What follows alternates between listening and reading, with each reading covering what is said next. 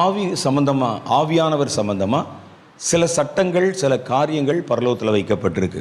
ஒரு ஸ்பிரிட்னா எப்படி இருக்கணும், பரிசுத்த ஆவியானவர் எப்படி கிரியை செய்வார். கர்த்தர் நேரடியாக ஒரு மனுஷன் அபிஷேகம் பண்ணுறதுங்கிறது வேற, அபிஷேகம் பண்ணப்பட்ட மனிதனிலிருந்து அந்த ஆவியை பிரித்து மற்றவர்களுக்கு பகிர்ந்து கொடுப்பது என்பது வேற. அது ஒரு கும்பலாக, ஒரு கூட்டமாக ஒரே தரிசனத்தை செயல்படுத்துவதற்கு கர்த்தர் தேர்ந்தெடுத்த மனிதர்களுக்குள்ளே அது நடக்கும்.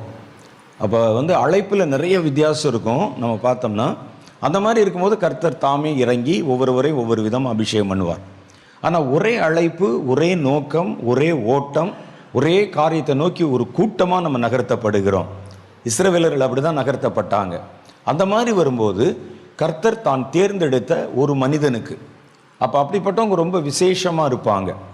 கர்த்தர் கொடுத்த அபிஷேகத்தை எடுத்து மற்றவங்களுக்கு வச்சுட்டா அப்போ அவங்களுக்குள்ள அபிஷேகம் இல்லாமல் போயிடுமோ அப்படின்னு நான் நினச்சேன். அந்த அபிஷேகத்தை எடுத்து கர்த்தர் எல்லாருக்கும் ஒரு 70 பேருக்கு பகிர்ந்து கொடுத்துட்டா மோசே, ஒருவேளை மோசேட்டத்திலேருந்து அபிஷேகம் என்ன ஆகும், அது போயிடுமோ அப்படின்னு நினச்சேன். ஆனால் அபிஷேகத்தை பொறுத்தளவில் அப்படி இல்லை. அது இறைக்க இறைக்க ஊறும் கிணறு போல.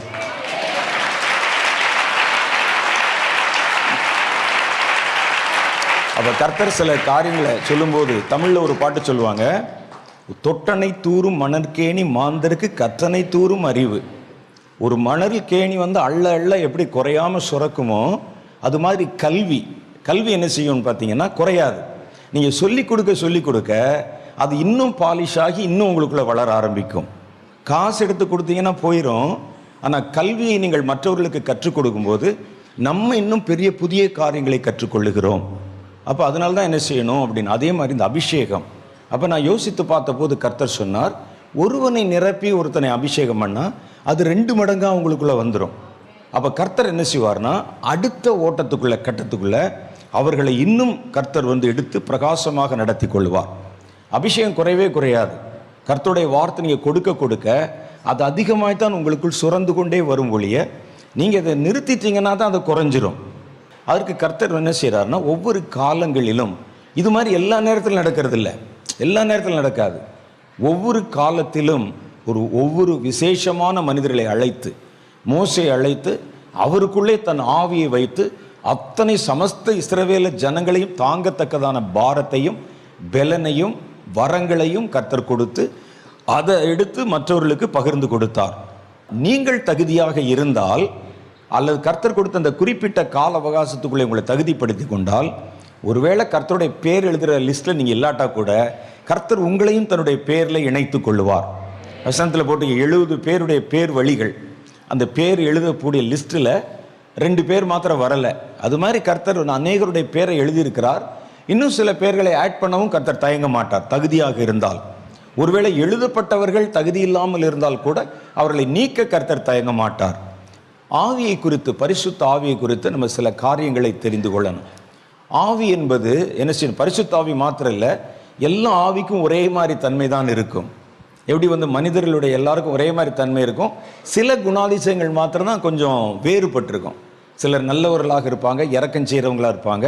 சில ஆட்களை பார்த்தீங்கன்னா துன்மார்க்கனாக இருப்பான், மற்றவருடைய துன்பத்திலே இன்பம் காண்கிறவனாக இருப்பான்.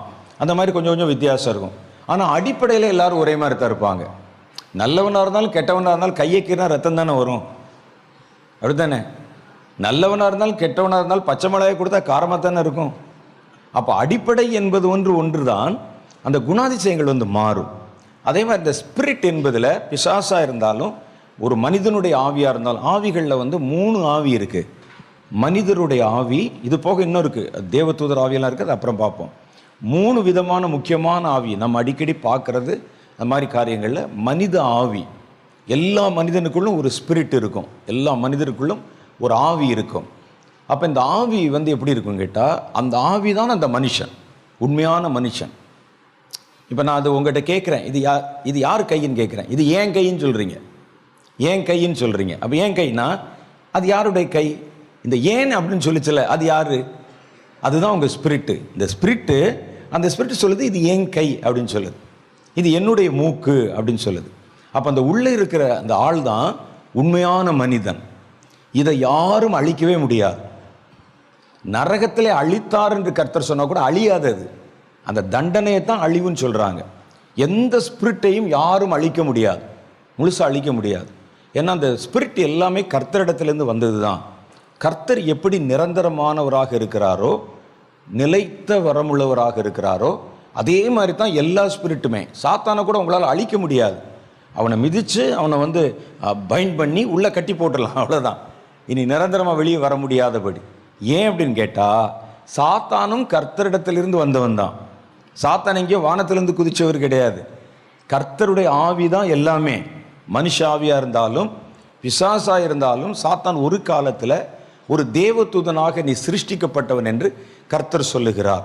காப்பாற்றுவதற்காக படைக்கப்பட்ட ஒரு கேரூப்னு சொல்லி எசேக்கியேல் புஸ்தகத்தில் அங்கே சொல்லப்பட்டிருக்கிறது. அதே மாதிரி அவன் ஒரு காலத்தில் நல்ல தேவதூதனாக இருந்தவன். கர்த்தர் அவனை சிருஷ்டித்தார். மனுஷனும் அப்படிதான்.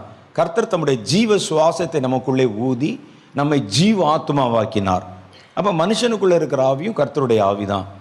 அங்கே வானத்தில் பார்த்தீங்கன்னா இன்னும் நிறைய டைப் ஆஃப் ஸ்பிரிட் இருக்குது. கேருபீன் ஸ்பிரிட்டு, அதுவும் தேவனிடத்திலிருந்து வந்தது. சேராபீன், அதுவும் ஸ்பிரிட்டு தேவனிடத்திலிருந்து வந்தது. அப்புறம் தேவ தூதர்கள் ஸ்பிரிட்டு தேவனிடத்திலிருந்து வந்தது. எல்லாமே கர்த்தரிடத்திலிருந்து வந்தது தான். அதனுடைய அடிப்படை குணாதிசயங்கள் ஒரே மாதிரி, அடிப்படை காரியங்கள் ஒரே மாதிரி இருக்கும். ஆனால் அதனுடைய சுபாவம், தன்மை, செயல்படுகிற விதங்கள் வேறையாக இருக்கும். ஒரு நல்லவனாக இருப்பான், ஒருத்தன் கெட்டவனாக இருப்பான், இரக்கம் உள்ளவனாக இருப்பான், ஒருவன் கொடூரனாக இருப்பான். ஆனால் அடிப்படையில் நம்ம எல்லாருக்கும் ஒரே மாதிரி இருக்கும். எல்லாரும் மூக்குழியாக தானே மூச்சு விடுறோம். இப்போ நல்லவர்கள் மாத்திரம் மூக்கில் மூச்சு விட்டு கெட்டவர்கள் காதில் மூச்சு விட்டால் எப்படி இருக்கும்? அப்படி இல்லை. எல்லாரும் அடிப்படை எல்லாருக்கும் ஒன்று தான். அது மாதிரி இந்த ஸ்பிரிட்டெல்லாம் ஒரே மாதிரி இருக்கும். இந்த ஸ்பிரிட்டுக்கு என்ன ஒரு தன்மை இருக்கிறது அப்படின்னு கேட்டிங்கன்னா, அது ஒருவருக்குள் இருந்த, அதாவது ஒரு ஸ்பிரிட் இன்னொரு மனிதனை, அதாவது ஒரு மனிதனுடைய சரீரம், ஒரு சரீரம் என்பது ஒரு ஆவியை அடைத்து வைத்திருக்கிற ஒரு பாத்திரம். ஒரு மனிதனை அடைத்து வைத்திருக்கிற ஒரு பாத்திரம், அதுக்குள்ளே இருக்கும் அப்படியே ஒரு ஸ்பிரிட்டு. நமக்கு மாத்திரம் தான் அப்படி. மற்றதெல்லாம் அப்படியே அந்த பாத்திரம் இல்லாமல், இந்த பேக்கிங் இல்லாமல் அப்படியே சுற்றி கொண்டிருக்கும். பிசாசாக இருந்தாலும் மற்ற தேவ தூதர்களாக இருந்தாலும். நமக்கு மாத்திரம்தான் அந்த ஆவியை வைக்கிறதுக்கு ஒரு அட்டைப்பெட்டி கொடுத்துருக்குறாங்க. பெட்டி, ஒரு பேக்கு. சொல்ல புரியுதா உங்களுக்கு? மனுஷனுக்கு மாத்திரம்தான் இருக்குது, தேவதூதனுக்கு கிடையாது. நம்ம எல்லாருக்குள்ளே இருக்கிறது ஆவிதான் விசேஷம். ஆனால் அந்த ஆவியை சுற்றிலும் ஒரு கூடு வச்சிருக்கிறார் கர்த்தர், ஒரு பேக்கிங் இருக்குது. அப்போ அதனால் என்ன செய்யும் கேட்டால், நம்முடைய சரீரம் இருக்குது பாருங்கள், அதுக்குள்ளே ஆவி இருக்கே. இந்த சரீரத்துக்குள்ளே உங்களுடைய ஆவி அடைச்சி வச்சிருக்கிறாங்களே, இந்த சரீரத்துக்குள்ளே இது மாதிரி இன்னும் பல ஆவிகளை அடைத்து வைக்க முடியும். ஆனால் ஒரு தேவதூதனுக்குள்ளே ஒரு ஆவி அடைச்சி வைக்க முடியாது. ஏன்னா அவங்க அப்படியே வெறும் ஸ்பிரிட்டாக இருக்கிறாங்க. அது பேக்கு கிடையாது, அது ஒரு பேக்கு கிடையாது. நம்மை ஒரு பேக் மாதிரி வச்சுக்கோங்க, ஒரு பேக்கிங்கோடு இருக்குது.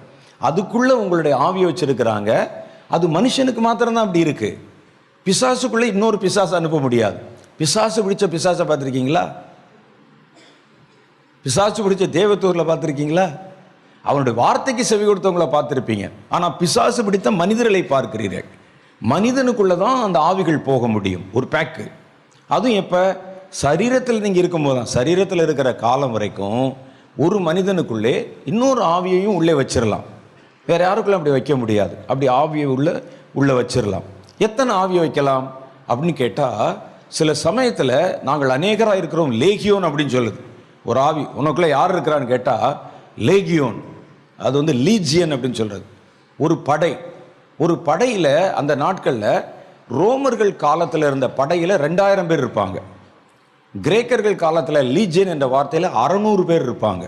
இது சொல்லுது, நாங்கள் லேகியோன் இருக்கிறோம்னு சொன்னால் 2000 பிசாசு வரைக்கும் உள்ளே போடலாமா ஒரு சரீரத்துக்குள்ளே? தாங்குமான்னு யோசிச்சு பாருங்க. சில இடத்துல நீங்கள் இந்த பிசாசை துரத்துறவங்களை பார்த்தா சொல்லுவாங்க, 1 by 1 சொல்லிட்டு போகும். நான் இந்த ஊரில் இவனை பிடிச்சேன், நான் அந்த ஊரில் இவனை பிடிச்சேன். கர்த்தருடைய வேதம் சொல்லுகிறது, ஒரு பொல்லாத ஆவி துரத்தப்படும் போது அது வறண்ட இடங்களிலே சுற்றி திரிந்து தன்னை விட இன்னும் பொல்லாத 7 ஆவிகளை அழைத்து கொண்டு, இந்த வீடு வெறுமையாக இருந்தால் உள்ளே குடி போகும். அப்போ என்ன, 7 ஆவி உள்ளே போக முடியுதுல்ல ஒரு ஆளுக்குள்ளே?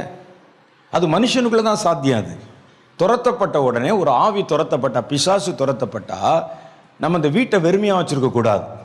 உடனே என்ன செய்யணும்? பரிசுத்த ஆவியின் அபிஷேகத்துக்குள்ளே அவரை நடத்தி விட வேண்டும். ஆவியானவர் வந்து விட்டால் அப்புறம் நீங்கள் பிசாசை பிடிச்சி உள்ளே விட்டாலும் போகாது. போகுமா? ஆவியானவர் இருக்க இடத்துல போகாது. ஆவியானவர் விலகினால்தான் அது உள்ளே வர முடியும். அப்போ ஆவியானவர் உள்ளே இருக்கும்போது அந்த அபிஷேகத்துக்குள்ளே நடத்திடணும். அப்படி இல்லாவிட்டால் கர்த்தர் சொல்கிறாரு, ஒரு மனுஷனுடைய சரீரத்துக்குள்ளே இந்த ஆவி போய் தன்னை விட இன்னும் பொல்லாத 7 ஆவிகளை கொண்டு வந்து வீடு வெறுமையாக இருக்கிறத கண்டு வீட்டுக்குள்ளே நுழைஞ்சிருமா. அப்போ பாருங்க, ஒரு மனுஷனுக்குள்ளே 7 ஆவி போக முடியும்னு கர்த்தர் சொல்கிறார். இந்த ஆள் வந்து லேகியோன் என்று சொன்னதுனால அவனுக்குள்ளே பார்த்தீங்கன்னா 2000 பிசாசு வரைக்கும் உள்ளே இருந்திருக்கு. 2000 பிசாசு தாங்குமா? யோசித்து பாருங்களேன். அப்போ ஒரு மனிதனுடைய சரீரத்துக்குள் ஆவிகள் நுழைவதற்கு நீங்கள் இடம் கொடுத்தால் சாத்தியம் இருக்கும். இடம் கொடுக்கலன்னா யாருமே உள்ளே நுழைய முடியாது. பிசாசாக இருந்தாலும் தேவனுடைய ஆவியாக இருந்தாலும் மனுஷனை பொறுத்த அளவில் அவன் இடம் கொடுத்தால்தான் அது முடியும். அப்போ பிசாசு என்ன செய்கிறான்னா, ஒரு மனிதனுக்குள்ளே உள்ளே நுழைவதற்கு முதல்ல அவன் இடம் கொடுக்க வைப்பதற்கு அவன் கையில் வச்சிருக்கிற ப்ராடக்ட்ஸ் இருக்கு பாருங்க, அவைகளுக்கு இடம் கொடுக்க வைக்கிறான். அவனை ஃபஸ்ட்டு அவன் கையில் நிறையா வச்சுருப்பான். என்னென்ன வச்சுருப்பான்?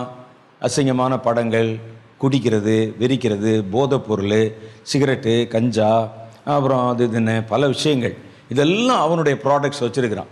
இதை ஒவ்வொன்றா காமிச்சு தன்னுடைய பொருள்களை உள்ளே கொண்டு வந்துடணும்.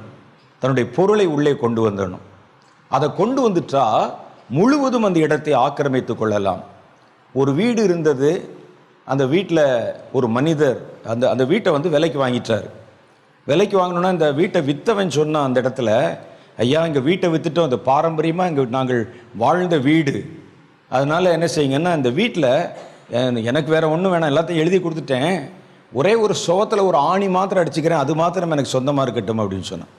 ஆணி மாத்திரம் இருக்கட்டும், சொந்தமாக இருக்கட்டும், எங்கள் அப்பா ஞாபகமாக அந்த ஆணி வச்சுருக்கிறேன், இந்த ஆணியில் தான் எங்கள் அப்பா ஃபோட்டோ மாட்டி வச்சுருந்தேன், அதனால் இதை மாத்திரம் நான் சொந்தம் கொண்டாடி கொள்ளுகிறேன் அப்படின்னு சொன்னான். ஒரு ஆணி தானே வீட்டில், ஒரு ஆணி தானே போட்டோம், சரிங்க. ஏன்னா இந்த ஆள் அழுகிறத பார்த்தோன்னே அவர் இறங்கிட்டார். ஆணி வச்சுக்கிறேன். அடுத்த நாள் வந்தான், காலையில் ஒரு பையை எடுத்து கொண்டு வந்தான். இந்த ஆணியில் பையை மாத்திரம் மாட்டிக்கிறேன், ஆணி எனக்கு தானே சொந்தம்னு எழுதி கொடுத்துட்டீங்கல்ல, அந்த ஆணியில் பையை மாட்டிக்கிறேன்னு சொன்னான். சரி, ஒரு பை தானே மாட்டிக்கொண்டு போகட்டும் அப்படின்னு விட்டார். அடுத்த நாள் வந்தான், ஒரு பெரிய ஃபோட்டோவை கொண்டு வந்தான். என்னுடைய ஆணியில் எனக்கு தான் எழுதி கொடுத்துட்டீங்கல்ல, அந்த ஆணியில் இந்த ஃபோட்டோவை மாத்திரம் மாட்டிக்கிறேன்னா. சரி, ஒரு ஃபோட்டோ தானே அப்படின்னு சொன்னார். வந்துவிட்டது ஒரு ஆணி, இவ்வளோ பெரிய ஆணி அடித்து வச்சுருக்கேன். அடுத்த நாள் காலையில் கதவை தட்டினான். திறந்து பார்த்தா ஒரு எருமை மாட்டை கொண்டாந்துருக்கிறான். என்னங்க அப்படின்னு, என் ஆணியில் இந்த மாட்டை கட்டி வச்சுக்கிறேன்னா எப்படி இருக்கும்? இதுதான் சாத்தான். நீங்கள் ஒரு சின்ன இடம் கொடுத்தீங்கன்னா உள்ளே நுழைஞ்சிருவான், உள்ளே நுழைஞ்சு மாட்டை கட்டிடுவான் நடுவில். அப்புறம் நீங்கள் மனுஷனா மாடான்னு தெரியாது. அப்போ அந்த ஒரு மனிதனுடைய இருதயத்திற்குள்ளே கர்த்தருடைய ஆவியாக இருந்தாலும் சரி, பிசாசாக இருந்தாலும் சரி, நீங்கள் இடம் கொடுத்தால்தான் உள்ளே போக முடியும். அதனால தான் கர்த்தர் என்ன செய்கிறான், உடச்சிட்டுலாம் உள்ளே வர்றதில்லை. யாரையா பிடிச்சி வலுக்கட்டாயமாக கர்த்தர் அபிஷேகம் பண்ணுறாருன்னு பாருங்கள். உன்னை விடமாட்டேன், உன்னை அபிஷேகம் அப்படி பண்ண மாட்டாங்க. நீங்கள் கேட்கணும். ஒருவன் வீட்டின் வாசல் கதவண்டிலிருந்து ஆசையாய் கதவை தட்டுகிறேன், ஒருவன் என் சத்தத்தை கேட்டு கதவை திறந்தால் நாங்கள் வந்து அவனுக்குள்ளே வாசம் பண்ணுவோம், அப்படித்தானே சொல்லியிருக்காங்க. வலுக்கட்டாயமாக யாரையும் அபிஷேகம் பண்ண மாட்டாங்க. நீங்கள் கேட்டிருப்பீங்க, என்னை தொடுமாண்டவரே தொடுமாண்டவர்னு கேட்டிருப்பீங்க. அதுக்கப்புறம் மறந்துருப்பீங்க, ஏதோ ஒரு சந்தர்ப்பத்தில் அவர் உங்களை அபிஷேகம் பண்ணுவார். அப்படி தான் கேட்காம யாரையும் தொடுறதில்லை. நீங்கள் இடம் கொடுக்கணும். இந்த மனிதர்களை இடம் கொடுக்க வைப்பதில் தான் அதில் ரொம்ப முக்கியமான காரியம் இருக்குது. ஒரு சுவிசேஷம் அறிவிக்கிறோம், கர்த்தருக்கு இடம் கொடுக்க வைக்கிறோம் அவர்களை, அதுதான் சுவிசேஷம். கர்த்தரை ஏற்றுக்கொள்ள வைக்கிறோம், அவரை நம்ப வைக்கிறோம். அவருக்கு இடம் கொடுத்துட்டாங்கன்னா கர்த்தர் அப்புறம் டேக் ஓவர் பண்ணி கொள்ளுவார். சாத்தான் அதே மாதிரி தான் தன் கையில் நிறைய கவர்ச்சியான காரியங்களை வைத்திருக்கிறான். அதை கொண்டு வந்து காண்பித்து நீங்கள் அதற்கு இடம் கொடுக்கும்படிக்கு செய்கிறான். இடம் கொடுக்கும்படி செஞ்சுட்டு நம்ம இடம் கொடுத்துட்டா அப்புறம் இந்த ஆணி கதை தான், மாட்டை கொண்டாந்துருவான், உள்ளே வந்து தான் சுகமாய் குடியிருந்து விடுவான். அப்படி இருக்கும்போது ஒரு மனிதனை, ரட்சிக்கப்பட்ட ஒரு மனிதனை சாத்தான் என்ன செய்கிறான்னு பார்த்தா, கர்த்தர் கொடுத்திருக்கிற கிருபைகளை தாண்டி தன்னுடைய காரியங்களுக்கு நிறைய இடம் கொடுக்க வைக்கணும். சொல்கிற புரியுதா? நீங்கள் கர்த்தருக்கு நல்லா ஜெபிப்பீங்க, ஒரு ஊழியம் செய்வீங்க, பிரசங்கம் பண்ணுவீங்க, 3 காரியம் உங்களுக்குள்ளே இருக்குது. ஆனால் தன்னுடைய ப்ராடக்ட்ஸில் 30 காரியத்தை உள்ளே கொண்டாந்து வச்சுருவான் உங்களுக்குள்ள. அதற்கு இடம் கொடுக்க வச்சு இதே ஆள் தெரியாமல் தண்ணி அடிப்பான், தெரியாமல் வந்து வேண்டாத காரியங்களை பார்ப்பான், செய்வான், மறைமுகமான பாவத்தை செய்வான். அதனுடைய எண்ணிக்கை கர்த்தருக்கு நீங்கள் கொடுத்த இடத்தை கொடுத்ததை விட சாத்தானுக்கு கொடுத்த இடம் ஜாஸ்தியாக இருந்ததுன்னா சாத்தான் நம்மை முழுவதுமாக மேற்கொண்டு விடுவான். இதுதான் ஒரு மனிதனுக்குள்ளே நடக்கும். அதுக்கு தான் ரட்சிக்கப்பட்டவர்களை இடம் கொடுக்க வைப்பதற்கு சாத்தான் முயற்சி பண்ணி கொண்டே இருப்பான். அதில் நம்ம இடம் கொடுக்க இது ஒன்று தானே, இது ஒன்று தானே, இது ஒன்று தானே இடம் கொடுத்து, கர்த்தருக்கு நீங்கள் கொடுத்த இடத்தை விட சாத்தானுடைய காரியங்களுக்கு கொடுக்கிற இடமும் நேரமும் அதிகமானால் சாத்தான் அதை குற்றஞ்சாட்டி கர்த்தருடைய ஆவியை அவர் துக்கத்தோடு வெளியே போயிடுவார். இவன் முழுவதுமாய் ஆக்கிரமித்துக் கொள்ளுவான். தான் ஆக்கிரமித்ததை நீங்கள் உணராமல் இருக்கும்படி கொஞ்ச காலம் கர்த்தருடைய ஆவி உங்களுக்குள்ளே இருக்கும்போது என்னென்ன செய்யுமோ அதே மாதிரி அவன் இமிட்டேட் பண்ணுவான். ஏன்னா அவங்களுக்கு இல்லைன்னா நீங்கள் கண்டுபிடிச்சிருவீங்க, கர்த்தர் போயிட்டாரோ அப்படின்னு ஒருவேளை மனம் திரும்பிட்டா. அதனால் அந்த இடத்த அவன் பிடிச்சிட்டா கொஞ்ச நாளைக்கு அவனும் உள்ளே உட்காந்து அந்நிய பாஷை பேசுவான், கொஞ்ச நாளைக்கு தீர்க்க தரிசனம் சொல்லுவான். பிசாசு தீர்க்க தரிசனம் சொல்லுமில்ல, சவுல் காலத்தில் கர்த்தரால் வரவிடப்பட்ட ஒரு பொல்லாத ஆவி போ அப்படின்னு சொல்லி கர்த்தர் சொல்லிட்டா, போய் பிடிச்சிக்க. அந்த பொல்லாத ஆவி அவனுக்குள்ளே இருந்து தீர்க்க தரிசனம் சொன்னதான். அப்போ அதுவும் அதே மாதிரி கர்த்தர் மாதிரி இமிட்டேட் பண்ணுவான், பிரசங்கம் கூட பண்ணுவான். ஆனால் அவர்கள் பாவம் செய்து சாத்தானுடைய காரியத்துக்கு கர்த்தருக்கு கொடுத்த இடத்தை விட அதிகமாக கொடுக்கும்போது சாத்தான் அதை உரிமை பாராட்டி விடுகிறான். அப்போ மனிதர்கள் இந்த உலகத்தில் இருக்கிற வரைக்கும், இந்த கூடு இந்த பேக்கேஜ் இருக்கிற வரைக்கும் இதுக்குள்ளே 2000 பேய் வரைக்கும் உள்ளே செலுத்தலாம். கெப்பாசிட்டி பைபிளை வச்சு சொன்னால் 2000, ஒருவேளை அது மேலேயும் கூட உள்ளே செலுத்தினாலும் செலுத்தலாம். நரகத்தையே கூட கொண்டு வந்து உள்ளே வச்சாலும் வைக்கலாம். அப்படி அவ்வளோ இடம் இருக்குது சரீரத்துக்குள்ளே. அப்போ இந்த சரீரத்துக்குள்ளே ஒரு ஸ்பிரிட் எப்படி போகும்னு சொன்னால் இடம் கொடுத்தால் தான் போகும். ஒரு ஜெபம் நடத்தும் போது கூட பாருங்கள், உங்களை இடம் கொடுக்க வைக்கிறோம் கர்த்தருடைய ஆவியானவரை பெறுவதற்கு. நீங்கள் அப்படியே கையை கட்டிட்டு அப்படி கல் மாதிரி நின்னீங்கன்னா கர்த்தர் நம்மை தொட முடியாது. கர்த்தர் வந்து பார்ப்பார், உங்களை தொடுறதுக்கு, உங்களை நிரப்புறதுக்கு அவர் என்னென்ன செய்யணுமோ உங்களை தொட்டு காமிப்பார், எல்லாம் பண்ணுவார். நீங்கள் இடம் கொடுக்க மாட்டேன்னு சொன்னால் அதுக்கு மேலே ரொம்பலாம் போராட மாட்டாங்க. மனுஷனோடு என் ஆவி எப்பொழுதும் போராடுகிறது இல்லைன்னு சொல்கிறார். வந்து பார்ப்பேன், வந்தால் உனக்கு நல்லது, உனக்குள்ளே இருந்து பரலோகத்தின் சாயலை உனக்குள் கொண்டு வந்து விடுவேன் அப்படின்னு ஆண்டவர் சொல்வார். இப்போ நமக்குள்ள இந்த ஸ்பிரிட்டு உள்ளே போயாச்சு. ஒரு மனிதனுக்குள், எல்லா மனிதனுக்குள்ளும் நேச்சுரலாக ஒரே ஒரு ஆவி இருக்கும். அது பேர் மனித ஆவி, ஹியூமன் ஸ்பிரிட்டு. இந்த மனித ஆவி மனிதன் மாதிரியே இருக்கும், ஆள் மாதிரியே இருக்கும். அதுக்கு 2 கை இருக்கும், 2 கால் இருக்கும், 2 கண் இருக்கும், ஒரு மூக்கு இருக்கும், 2 காது இருக்கும், எல்லாம் இருக்கும். இது என்ன செய்யும்னா, நம்ம கண்ணுக்கு பின்னால் அது கண்ணு, நம்ம காதுக்கு பின்னால் அது காது, நம்ம கைக்கு உள்ளே அதனுடைய கையை வச்சு அப்படி இன்சர்ட் பண்ணி உள்ளே நின்றுக்கிறோம். இந்த பொம்மை வேஷம் போடுற ஆட்களை பார்த்துருப்பீங்க, கண்ணுக்கு நேராக அவனுடைய கண்ணை கொண்டாந்து வச்சுருவான். இந்த மாதிரி கரடி மாதிரி, மிக்கி மவுஸ் மாதிரி பார்த்துருப்பீங்கல்ல. அது உள்ளே போனால் எப்படி கைக்குள்ளே கை போயிருமோ, காலுக்குள்ளே கால் போயிருமோ, அது மாதிரி இந்த ஸ்பிரிட் வந்து உள்ளே போயிடும் ஒவ்வொரு இடத்துலும். அப்போ என்ன செய்யும் அப்படின்னு சொன்னால், இது அசையும் போது, இந்த ஆவி அசையும் போது அந்த கையை சேர்த்து அதை அசைக்க முடிகிறது. இந்த ஆவி பார்க்கும் பொழுது இந்த சரீர கண் வழியாய் அது பார்க்க முடிகிறது.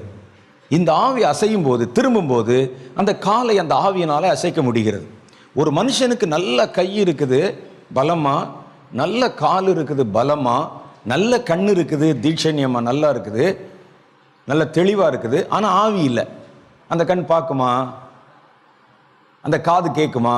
காதை மாத்திரம் நீங்கள் டெஸ்ட் பண்ணி பார்க்குறீங்க, உள்ள ட்ரம்மு நல்லா இருக்குது, நரம்பு நல்லா இருக்குது, எல்லாம் இருக்குது, ஆனால் ஸ்பிரிட் இல்லை.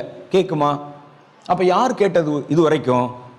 யார் பார்த்தது இது வரைக்கும்? யார் அசைத்தது இந்த கையை? கை நல்லா இருக்குது, உள்ள ஸ்கேன்லாம் பண்ணி பார்க்க நல்லா இருக்குது, எலும்பெல்லாம் நல்லா இருக்குது, ஆனால் ஆவி இல்லை. கை ஆடுமா? அப்போ யார் இது வரைக்கும் உள்ளே இருந்து அசைந்தது? யார் உள்ளே இருந்து வேடிக்கை காட்டினது? யார் சிரித்தது? இது எல்லாத்தையும் பார்த்தீங்கன்னா உள்ளே இருந்த ஸ்பிரிட்டு. ஆவி வெளியே போச்சுன்னா இந்த பேக்கேஜை தூக்கி வெளியே போட்டுற வேண்டியதான், பேக்கிங் இந்த டப்பாவை தூக்கி வெளியே போட்டுற வேண்டியதான். அதுக்கப்புறம் அது ஒன்றும் யூஸ் இல்லை, அதை யாரும் அசைக்க வைக்க முடியாது, அது அசையாது. அந்த சரீரத்துக்கு, அந்த டப்பாவுக்கு சொந்தமான ஆவி இருக்கிற வரைக்கும் தான் ஒரு ஆவி அதுக்குள்ளே போக முடியும். இந்த ஆவி வெளியே போச்சுன்னு வச்சுங்களேன், இதற்கு உண்ட அந்த உரிமையான ஆவி, எனக்குள்ள உரிமையான ஆவி வெளியே போச்சுன்னா அந்த டெட் பாடிக்குள்ளே பேய் போக முடியாது, போகாது. அதுக்குள்ளே அந்த மாதிரி போச்சுன்னா பாருங்கள், செத்தவன்லாம் எந்திரிச்சிருவான்ல, எந்திரிச்சிடா நான் இது வந்திருக்கேன் அது வந்திருக்கேன் அப்படின்னு அருவாளை தூக்கிடுவான்ல, போகாது, அது போக முடியாது. இதெல்லாம் சில சட்டங்கள். அதே மாதிரி இந்த ஆவி, பரிசுத்த ஆவி அல்லது பிசாசின் ஆவி ஒரு மனிதனுக்குள்ளே நிரம்ப ஆரம்பிக்கும் போது ஒரு மனிதன் ஒன்றுக்கு மேற்பட்ட ஆவிகளாலே அவன் சூழப்படுகிறான். அது பரிசுத்த ஆவியாக இருந்தால் நல்லது, பிசாசின் ஆவியாக இருந்தால் அலக்களிக்க ஆரம்பிச்சிடும். பரிசுத்த ஆவியானவர் உள்ளே வந்து விட்டால் வேற எந்த பிசாசின் ஆவியும் உள்ளே வர அலோவ் பண்ண மாட்டார்.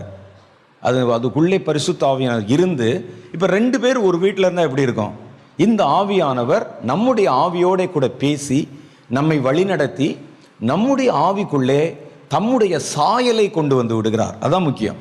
எதுக்கு பரிசுத்த ஆவியான நம்ம கூடவே இருக்கிறாரு அப்படின்னு சொன்னால், இந்த ஆவியானவரும் நாமும் ஒன்றாய் இருக்கும்போது இந்த ஆவியில் இருக்கிற சுபாவங்கள் சாரம் அப்படியே நம்ம ஆவியில் ஏற்றப்பட்டு கொண்டே இருக்கும். அந்த ஆவியானவர் உள்ளே இருந்து உங்களுக்கு சொல்கிறதுக்கு பேசுறதுக்கு நீங்கள் இடம் கொடுக்கணும். அப்போ என்ன செய்யணும்னா, இதில் இருக்கிற சாரம் ஏற்றப்படும் போது நீங்கள் பரலோகத்தின் சாயலை உங்கள் ஆவி தரித்து கொள்ளுகிறது. பரலோகத்தின் சாயலை தரித்தால்தான் நீங்கள் பரலோகத்துக்குள்ளே நுழைய முடியும். பரலோகத்தினுடைய குணாதிசயங்களை கொண்டிருந்தால்தான் பரலோகத்துக்குள்ளே நீங்கள் நுழைய முடியும். மனிதன் பூமியில் வந்து பரலோகத்தை தாண்டின வேறு பல நுணுக்கங்களையும் வேறு பல ஞானங்களையும் வேறு பல தேவையற்ற காரியங்களையும் கற்றுக்கொண்டு விட்டான். அது எல்லாத்தையும் மாற்றி உங்களை அப்படியே மோல்டு பண்ணி இந்த பரிசுத்த ஆவியானவர் என்ன செய்கிறாருன்னா, தம்முடைய சாயலை உங்களுக்குள்ளே உருவாக்குகிறார். அப்படியே அதுக்கு தான் அந்த அபிஷேகம். இடைவிடாமல் உள்ள இந்த ப்ராசஸிங் நடந்துகிட்டே இருக்கும். உள்ள கர்த்தர் பேசிக்கிட்டே இருப்பார், இது தப்பு இது தப்பு அப்படின்னு. சாத்தான் என்ன செய்வார்னா, அவர் சொல்கிறத கவனிக்க விடாமல் தனக்கு இடம் கொடுக்க வைக்கும்படிக்கு, இருக்கட்டும் பா, ஜெபிக்கிற நேரத்தில் ஜெபி, பாவம் செய்கிற நேரத்தில் பாவம் செஞ்சுக்க, இங்கே வா அப்படின்னு சொல்லி கொஞ்சம் நேரம் ரிலாக்ஸ்டாக இருவேன், கொஞ்ச நேரம் சந்தோஷமாக இருவேன். ஒரு ஆள் சொல்கிறாரு, ஒரு பெக்கு நம்ம குடிக்கிறதுனால பரிசுத்த ஆவியானவர் கெட்டா போயிரு நனைஞ்சா போயிடுவார், அது நம்முடைய வாழ்க்கையை பாதிக்குமா? குடிக்கிற மதுவை விட ஆவியானவர் பெரியவர் அல்லவா, அப்புறம் ஏன் குடிக்கிறது? அதனால நம்ம குடிக்கலாம், ஒன்றும் செய்யாது அப்படின்னு சொல்லலாம். அப்படி இல்லை. உங்களை இடம் கொடுக்க வைப்பது சாத்தானுடைய தந்திரம். சாத்தானுக்கு நீங்கள் இடம் கொடுத்துட்டா, ஒரு சின்ன காரியத்தை கொடுத்துட்டா உரிமை பாராட்டி கொண்டே இருப்பான். நீங்கள் கேட்டு பாருங்கள், பிசாசுகளை துரத்துகிற கூட்டங்களில் இருந்தவங்க சொல்லுவாங்க, உங்கள் வீட்டில் ஏதோ ஒன்று வந்து வைக்கப்பட்டிருக்கிறது, அதை எடுத்துருங்க. ஒரு புகைப்படம் மாட்டி இருக்கிறது, அதை எடுத்துருங்க. ஏதாவது ஒன்று இருந்தாலும் சொந்தம் கொண்டாடி வந்துடுவான். ஆணி உள்ளே இருக்கு, மாட்டை கட்டிக்கிறேன்னு வந்துடுவான். அதனால தான் எல்லாவற்றையும் எடுக்க சொல்லி நம்மை பரிசுத்தப்படுத்தி வைக்கிறாங்க. இந்த ஆவிகள் என்ன செய்யும்னா, ஒரு சரீரத்துக்குள் இருந்து மறு சரீரத்துக்குள் டிரான்ஸ்ஃபர் ஆகும் தன்மை உள்ளது. அதுக்கு வந்து டிரான்ஸ்ஃபரிங் ஆஃப் த ஸ்பிரிட் என்றே ஒரு சப்ஜெக்ட் இருக்குது. ஆவி எப்படி பரிமாற்றம் அடைகிறது, ஒரு மனிதனிலிருந்து இன்னொரு மனிதனுக்குள் பரிமாற்றம் அடையும் ஆற்றல் உள்ளது. பிசாசின் ஆவியும் அப்படி செய்யும். பல சமயங்களில் பிசாசு பிடிச்ச ஆட்களை ஒருவேளை நீங்கள் தொட்டுட்டாலோ அல்லது அவர்களுடைய வார்த்தைக்கு நீங்கள் செவி கொடுத்தாலோ அவனுக்குள்ளே இருக்கிற அந்த ஸ்பிரிட் பார்த்தீங்கன்னா அப்படியே உள்ளே வந்துடும். அதே பலவீனம், அதே காரியம் நமக்குள்ளே வரும். துன்மார்க்கருடைய ஆலோசனை நடவாமலும் பாவிகளுடைய வழியிலே நில்லாமலும் பரியாசக்கார் உட்காரும் இடத்துல உட்காராமலும் இருக்கணுமா, அதெல்லாம் டிரான்ஸ்ஃபரிங்.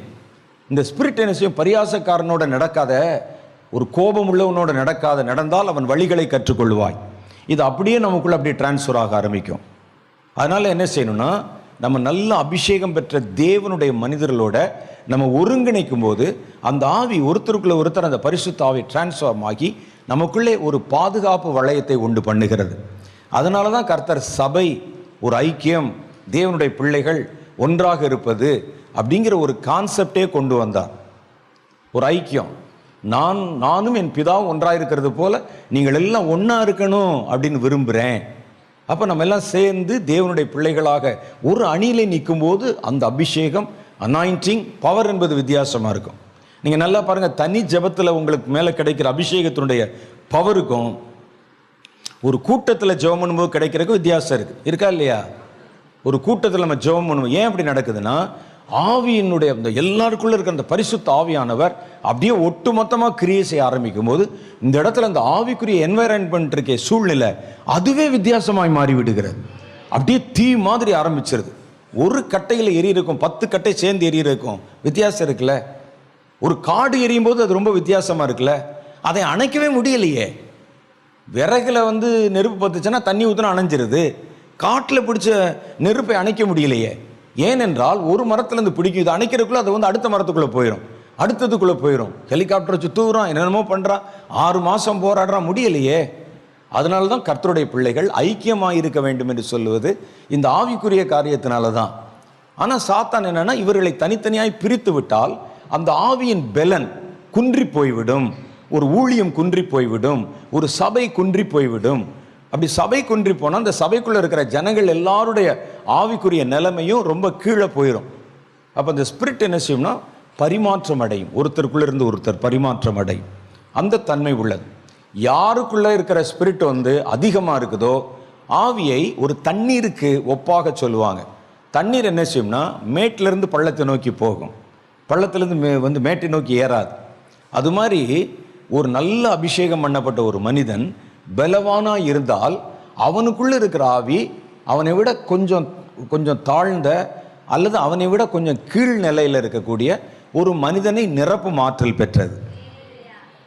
மோசே ஒருத்தருக்கு ஜெபம் பண்ணாருன்னா கீழே இருக்கிற ஒரு யோசுவா அந்த அபிஷேகத்தை பெற முடியும். ஆனால் யோசுவா அபிஷேகம் பண்ணால் இந்த ஆவி மோசையை போய் தொடாது. அதான் அதில் முக்கியம். இவருடைய ஸ்பிரிட், அவர் ஜெபம் கேட்கப்படும், ஜெபத்தை இதையும் போட்டு குழப்பக்கூடாது. இந்த ஸ்பிரிட் அங்கே போகாது. யார் மேலான நிலைமையில் இருக்காங்களோ அவங்களுக்குள்ள இருக்கிற ஆவிதான் அடுத்தவர்களுக்குள்ளே உள்ளே இறங்கும். உங்களுக்குள்ள இருக்கிற ஸ்பிரிட் உங்களுக்கு கீழே உங்கள் சபையில் உங்கள் குழுவில் இருக்காங்களோ அவங்களுக்குள்ள போகும். இப்படி தான் அது அப்படியே வியாபித்து கொண்டே வர ஆரம்பிக்கும். டிரான்ஸ்ஃபரிங். எப்படி டிரான்ஸ்ஃபரிங் ஆகும் இந்த ஆவி அப்படின்னு கேட்டால், ஒரு மனிதனை நீங்கள் தொட்டிங்கன்னா அந்த ஆவி டிரான்ஸ்ஃபர் ஆகும். அதுவும் அந்த மனிதன் ஆவியில் இருக்கிற நேரத்தில் தொட்டால் அது டிரான்ஸ்ஃபர் ஆகும். ஏன் கை வச்சு ஜெபம் பண்ண சொல்கிறாங்க?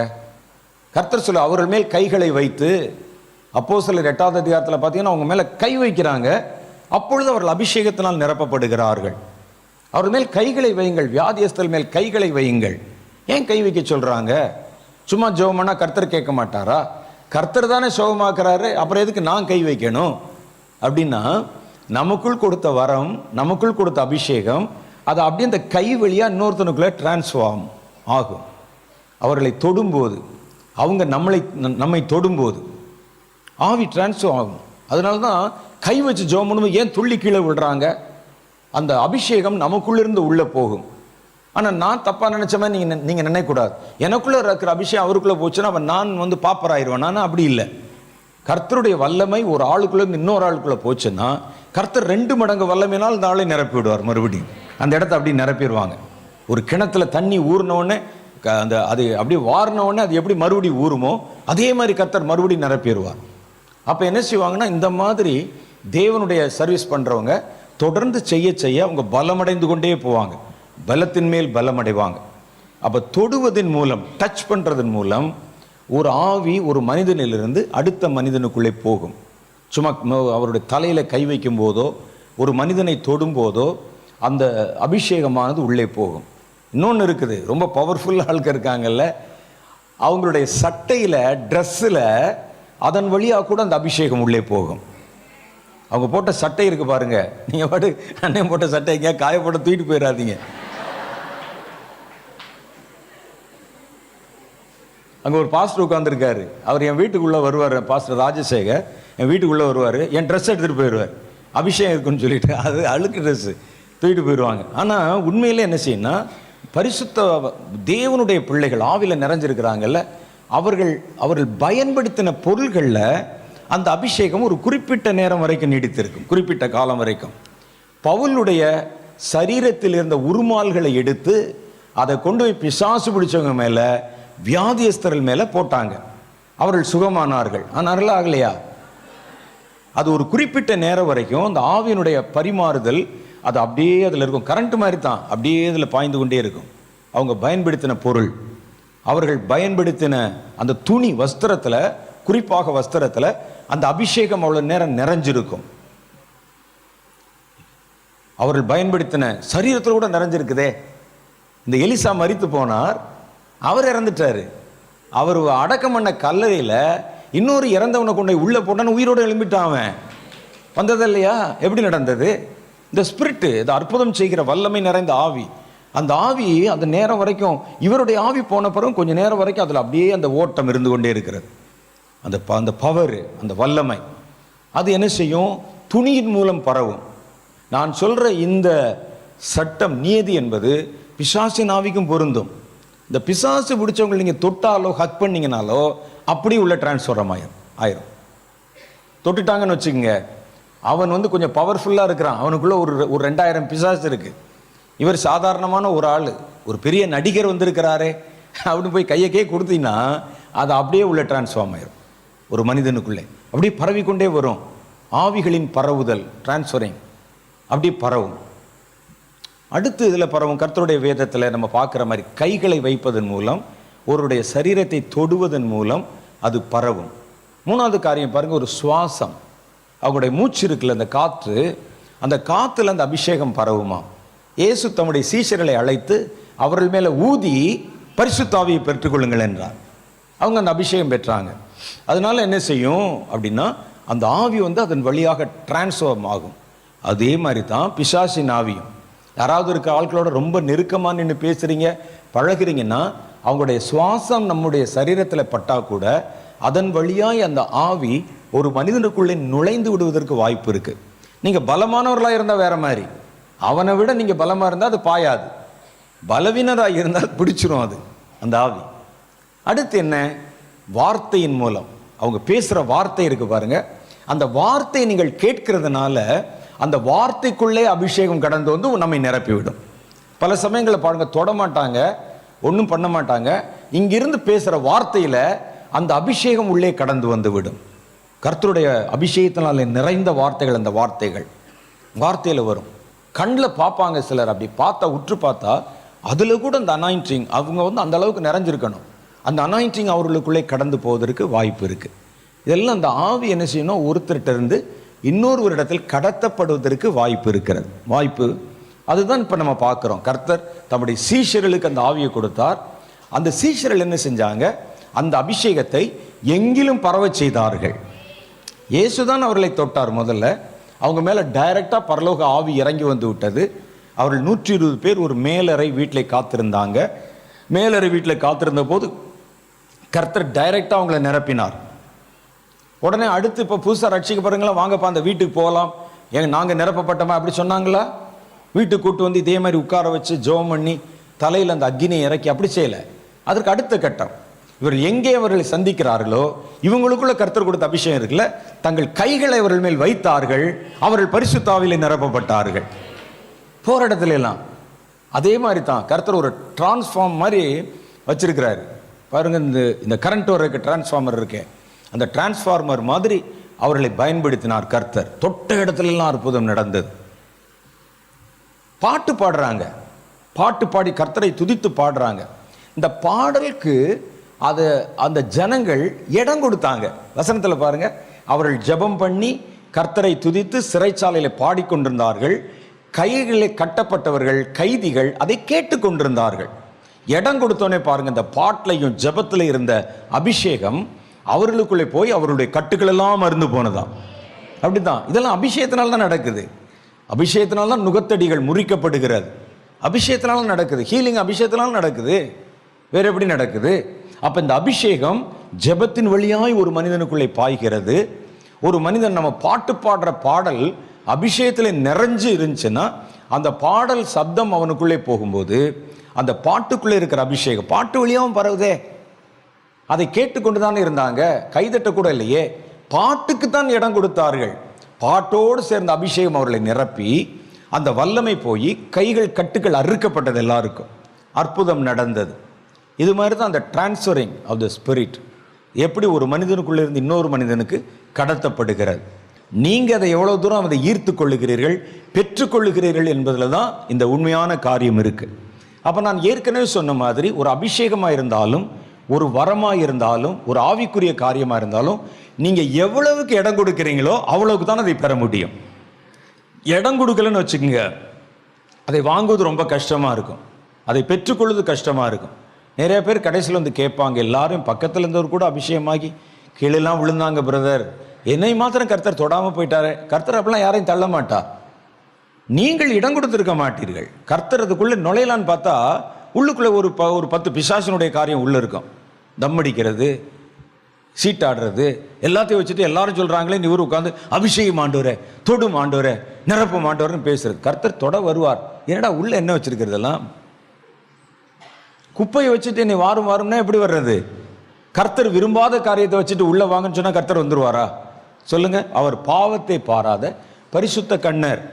நான் உள்ள நுழைன்னு வந்தா உள்ள ஃபுல்லா எல்லாம் ஸ்டாக் வச்சிருக்கிற. உள்ள இந்த பக்கத்தில் குட்கா பாக்கெட் கிடக்குது, இந்த பக்கத்தில் பார்த்தா ஓட்கா பாட்டில் கிடக்குது, இந்த இடத்துல பார்த்தா தண்ணி அடிக்கிற காரியம் எல்லாத்தையும் போட்டு வச்சிருக்கிற. ஜெபம் பண்ணுற கூட ஹேங் ஓவர்லான ஜெபம் பண்ணிட்டு இருக்கிற. நீ அப்படியே பார்த்து இறங்கும்னு சொன்னதே சொல்லிட்டு இருக்கிற.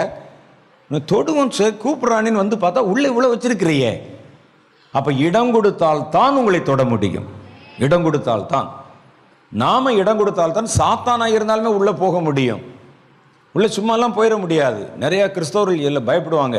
என்ன பயப்படுவாங்கன்னா, பிரதர் நாங்கள் நல்லா ஊழியம் செய்கிறோம், நல்லா அந்நிய பாஷை பேசுகிறோம், ஜெபமெல்லாம் பண்ணுறோம், ஆனால் யாரோ எங்கள் வீட்டுக்கு விரோதமாக பில்லி சூனியம் வச்சுட்டதுனால அந்த ஆவி எங்களை அடிக்கடி வந்து அலைக்கழிக்கிறது அப்படின்னு சொல்லுவாங்க. அப்படிலாம் அலைக்கழிக்க முடியாது. அது எப்படி அலைக்கழிக்கும்? ஒரு ஆள் என்கிட்ட சொன்னான், என் கூட படித்தவன், என்னுடைய நண்பன். நான் அப்போ தான் நாங்கள் எல்லாம் சேர்ந்து ஒன்றா குடிச்சிருக்கிறோம் காலேஜில் படிக்கும்போது. ரொம்ப ஃப்ரெண்டு, திக் ஃப்ரெண்டு. நான் வந்து கர்த்தரால் ரட்சிக்கப்பட்டு உள்ளே வந்துட்டேன். ரொம்ப வைராக்கியமாக வந்துட்டேன். நாங்கள் எல்லாம் சேர்ந்து தான் ஒன்றா சிகரெட் பிடிப்போம், சினிமா பார்ப்போம், ஒன்றா குடிப்போம். இப்போ அவன் என்னை கூப்பிடுக்கிறான், நான் வர முடியலைன்னு சொல்லிட்டேன். அவனுக்கு கோவம் வந்து விட்டது. ஏன்னா நம்ம எவ்வளோ தூரம் ஃப்ரெண்டாக இருந்தோம், ஒரு ஃப்ரெண்ட்லியாவது வந்து குடிக்கூடாதா? இல்லை, நான் கர்த்தருக்கு என்னை ஒப்பு கொடுத்துட்டேன், உங்களை பார்க்கவே மாட்டேன், வரவே மாட்டேன்னு சொல்லிட்டேன். அப்போ திடீரென்று ஒரு நாள் அவன் என்ன செஞ்சான்னா, எங்கள் வீட்டில் அவன் வந்து ஒரு நாள் நாங்கள் நடத்துகிற ஜெபம், ஒரு சின்ன ஹால் இருக்கும், அந்த ஹாலில் ஜெபம் நடத்தி கொண்டிருப்போம். அந்த ஜெபத்தை நடத்துவதற்கு இது உள்ளே வந்து எப்படியாவது ஒரு குழப்பத்தை பண்ணிவிடணும். அவன் உள்ளே வந்தான். அங்கே ஜெபம் நடத்துறதுக்கு ஒரு சின்ன டேபிள் இவ்வளோ பெருசு போட்டிருப்போம், இவ்வளோ பெரிய ஹால் இருக்கும், ஒரு 25 பேர் உட்காந்துருக்கோம். அவனும் வந்து உட்காந்து அப்படியே பார்த்துக்கிட்டே இருந்தான். நல்ல ஜெபம் நடத்துகிற நேரத்தில் ஏதாவது ஒரு குழப்பத்தை பண்ணிடணும். அங்கே ஒரு கத்தி இருக்குது, அதை எடுத்தாவது சும்மா குத்திடும், ஏதாவது ஒன்று செஞ்சிடணும், குழப்பத்தை உண்டு பண்ணணும்னு பார்த்துக்கிட்டே இருந்தான். நான் பார்த்தேன், என் கூட படித்தவன் தானே, என் கூட 8th ஸ்டாண்டர்ட்லேருந்து ஒன்றா படிக்கிறான், ஒரே பெஞ்சில் உட்காந்து படித்தவன் தானே அப்படின்னு நானும் பார்த்து கொண்டு இருக்கிறேன். அப்படியே ஜெபம் நடக்குது, இப்படியே பார்த்துக்கிட்டே உட்காந்துருக்கிறான். கடைசி வரைக்கும் ஒன்றுமே செய்யலை. அப்புறம் கேட்டேன், எங்கடா வந்து என்ன பார்த்துக்கிட்டே இருக்குன்னு கேட்டேன். இல்லை நான் தப்பு பண்ணிட்டேன். நான் என்ன தப்பு பண்ணிட்டேன்? எங்கள் ஆஃபீஸ்லேருந்து சொல்லி அனுப்புனாங்க, என்னமோ நடக்குது, நீ போய் குழப்பத்தை விளைவிச்சிடணும். வந்து உட்கார்ந்தேன். நீ சொல்லுகிறாய் வானத்திலேருந்து நெருப்பு மாதிரி அக்கினி இறங்குதுன்னு சொல்கிறா. யார் பார்த்தாங்களே இல்லை, என் கண்ணுக்கு முன்னால் நான் பார்த்தேன். அதை ஒரு பவர், ஒரு நெருப்பு இறங்கி அது யார் யார் மேலே பக்கத்தில் போகுதோ அவங்க தான் பேசுகிறாங்க, அவங்க தான் அந்நிய பாஷை பேசுகிறாங்க. அன்றே மனம் மாறி உள்ளே வந்துட்டான். அவன் சொன்னான் என்கிட்ட, இது மாத்திரம் இல்லை, உன்னை தொந்தரவு பண்ணுறதுக்கு எங்கள் ஆஃபீஸில் நாங்கள் நிறைய செஞ்சோம். 3 வருஷமாக போய் பெரிய மந்திரவாதிகளிடத்துல மந்திரம் பண்ணி உங்கள் வீட்டை சுற்றியே அப்படி போட்டு போகிறது, எலுமிச்சம்பழத்தை உள்ள வீட்டுக்குள்ளே தூக்கி போடுறது. பெரிய மந்திரவாதிகள் மதுரையில் இருக்கிறாங்க, அவங்கள வச்சு மந்திரமெல்லாம் செஞ்சு உனக்கு விரோதமாக. அப்புறம் தான் அவங்க பார்த்தாங்க, இவனுக்கு கையை முடக்கன்னு போட்டால் கை நல்லா இருக்குது, காலை முடக்கன்னு போட்டால் கால் நல்லா இருக்குது, என்ன செய்யறது, அதனால நீ போன்னு சொல்லி என்னை அனுப்புனாங்கடா அப்படின்னு சொன்னான். அப்போ நான் அவனுக்கு ஒரு காரியத்தை சொன்னேன். பிசாசை என் மேலே ஏவி விட்டு பிசாசு என் கூட வந்தால் பிசாசுக்கு தான் பிரச்சனை, எனக்கு பிரச்சனை இல்லை. உங்க மேலே பிசாசை ஏறி விட்டா யாருக்கு பிரச்சனை? உங்களுக்கா பிரச்சனை? அந்த பிசாசுக்கு தான் பிரச்சனை. அதை தூக்கிட்டு நேராக நீங்கள் ஜெப கூட்டத்துக்கு வந்துடுவீங்க. அது 10 நிமிஷம் உங்களோட வாழ முடியுமா? சொல்லுங்க, வாழ முடியுமா? அனுப்புனாலும் உள்ளே போகாதே. நேற்று நம்ம சொன்ன மாதிரி இந்த கொரோனா ஆள் உள்ளே இருமுறான்னு சொன்னோடனே போலீஸ் பிடிச்சி இழுத்தாலும் உள்ளே போக மாட்டேன்ட்டானே. அதே தான் உள்ளே பார்ப்பான். இந்த பிசாசை ஏவி விட்டால், நான் சொன்னேன், என் கூட பிசாசு 1 மணி நேரம் குடும்பம் நடத்திடுமா? ஐயா குடித்தனம் நடத்திடுமா? சொல்லு, எதுக்கு இவ்வளோ செலவழித்தாய் அப்படின்னு கேட்டேன். தெரியல, அவங்க அவ்வளோ தூரம் செஞ்சாங்க, ஒன்றுமே நடக்கலைன்னு சொன்னான். அது வந்த வழியே ஓடிவிடும். கர்த்தர் உள்ளே இருந்தா யார் உங்களை தொட முடியும்? யார் உங்களை நெருங்க முடியும்? உங்க கூட 10 நிமிஷம் வாழ முடியாது. அதனால அது விரும்புகிற எதுவுமே நம்முடைய வாழ்க்கையில கிடையாது. பிசாசு நம்மை பிடித்தால் பிசாசுக்கு தான் பிரச்சனை, நமக்கு எந்த பிரச்சனையும் இல்லை. அதனால தான் யாக்கோபுக்கு விரோதமான மந்திரவாதமும் இல்லை, இஸ்ரேலுக்கு விரோதமான குறி சொல்லுதலும் இல்லை என்று கர்த்தர் சொல்றார். அப்ப அதனால நம்ம இடம் கொடுத்தா நமக்குள்ளே அவர்கள் உள்ளே நுழைந்து வாசம் செய்வதும் கிரியை செய்வதும். பரிசுத்த ஆவியானவர் அப்படிதான், நீங்க இடம் கொடுக்கணும்.